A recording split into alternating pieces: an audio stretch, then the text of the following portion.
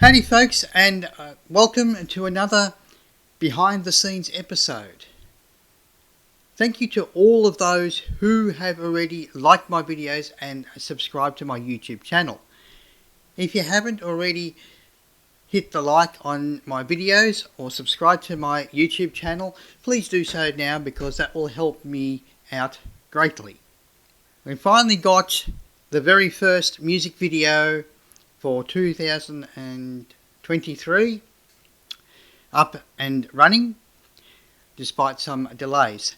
So I'm currently working on picking another music video, another cover song to post in the future. In the meantime, I've had a request to do another video covering behind the scenes recording equipment that I use to do all the things that I'm doing on my YouTube channel in a little bit more detail. So this behind the scenes episode will go through that again. I already did a couple of videos with some of the recording equipment previously. If you haven't seen that, you can have a look at that up here in the card that I'm going to put up, and here.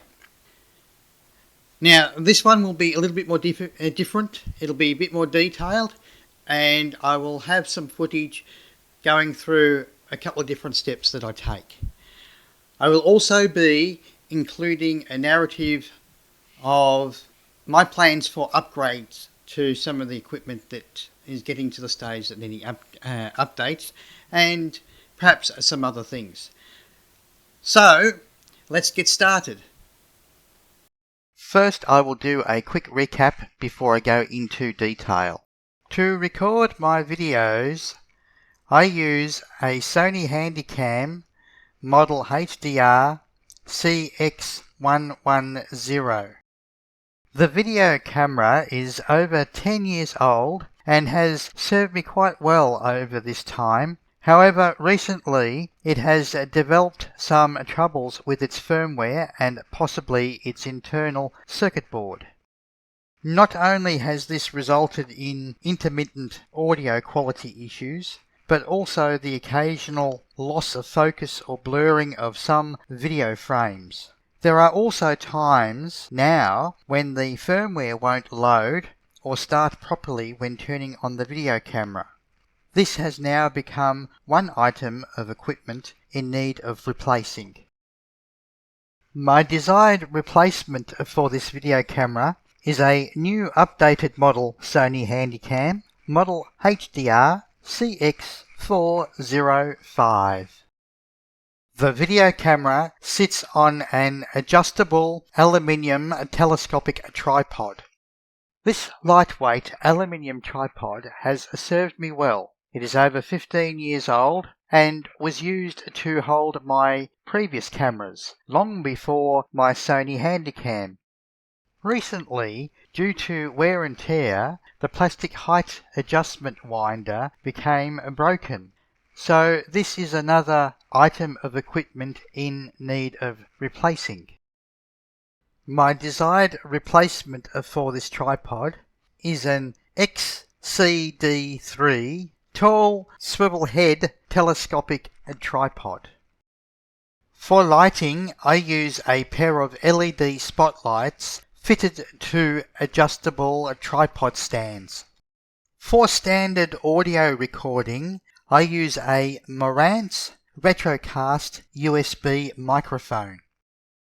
The headphones I use for my digital piano are a Shure Model SRH240A stereo headphone set. To record my music, I am currently using the inbuilt MIDI recorder on my Casio Previa PX560M digital piano. I select a song or blank memory space. Selecting this brings up all memory locations. In this case, you can see I have selected the song For You I recorded for my previous music video. If I go to monitor, it brings up a list of tracks I can record to. You can see the different instrument tracks I recorded for this song. To begin with, all these tracks are blank and unlabelled. I record the different instruments and their parts into different track locations. The system track is a special track location that also records song settings, including the tempo. I like to name this track Metronome, as I use it to record the metronome and the total length or number of measures of a song. Note, the metronome sound doesn't actually record and play back, which is quite handy, but also took me a while and a study of the instrument's manual to work out. After starting with the system track I call Metronome, I then proceed to record all the other tracks. Back on the main screen, I can use the various controls for recording and playback. When recording a track, all other tracks previously recorded automatically play back during the recording process. Once the recording of all the tracks has been completed, using the instrument's MIDI controls, I play back the completed song. Not only does this play back through to my Shure headphones, so I can shoot video of me playing along to it, the playback also goes via the audio line out cables to my Focusrite Scarlett 2i2 audio interface box. From there, the recording is sent through to the computer via a USB cable.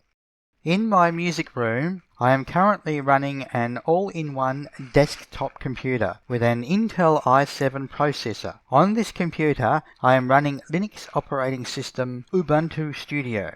Ubuntu Studio provides great support and comes with software for music and video production. It is also good for graphics design and production. I use a program called Audacity to record all of my audio onto the computer. Here is where I can make adjustments to the audio quality, including amplification and noise reduction. This is also where the music recordings feed into from the Focusrite Scarlett 2i2 audio interface box. Here is a sample of the music recording for you. Once audio recordings are completed, adjusted and edited, the audio is then exported to a .wav or WAV audio file and is then ready for use. For video editing, I use a program called Kdenlive. This is where all of my video footage gets imported along with worked audio WAV files exported from Audacity. I then replace the audio component from the video footage with the higher quality audio WAV file from Audacity and synchronize it with the video. After that, I can edit the video as a whole. I also import any image files and create title and text screens from here. After editing has been completed, the video is rendered to an MP4 file for uploading to my YouTube channel.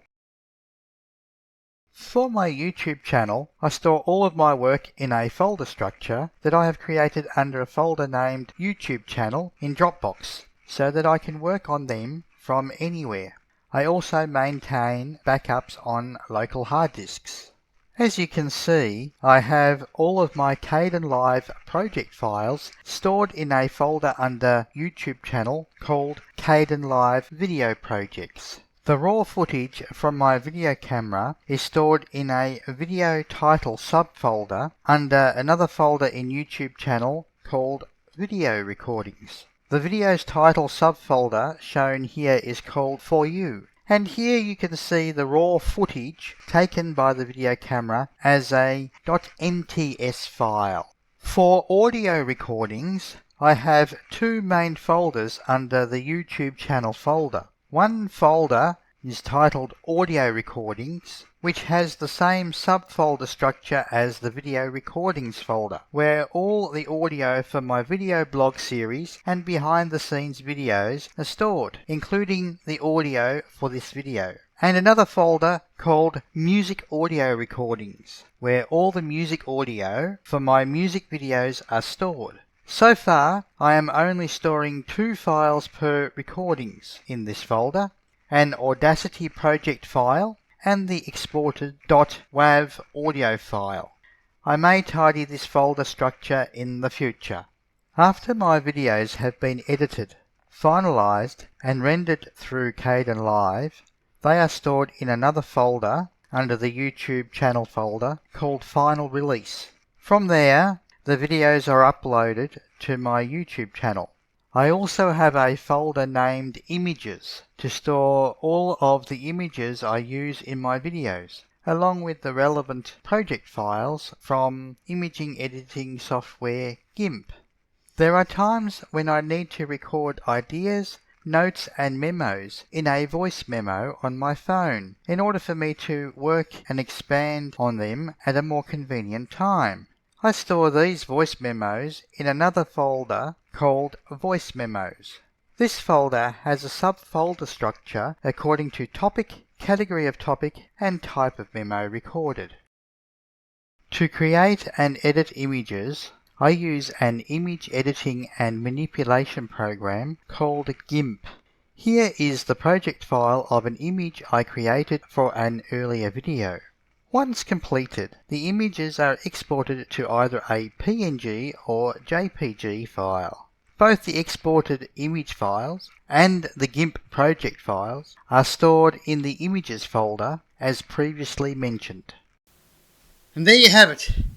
And that is all for this episode. And thanks very much for watching. I hope you enjoyed this behind the scenes episode. Please let me know what you think in the comments below. Be sure to like this video and feel free to comment and provide any suggestions of what you might like to see in the future, or how I can do better, or just your thoughts overall. Until next time, catch you then.